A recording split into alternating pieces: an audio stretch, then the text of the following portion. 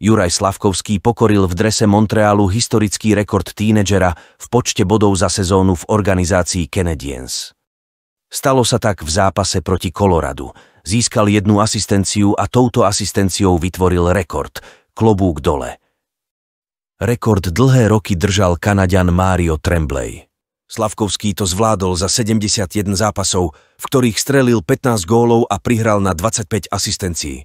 A otázka je, bude nás Juro reprezentovať na majstrovstvách sveta 2024, keď má takúto formu?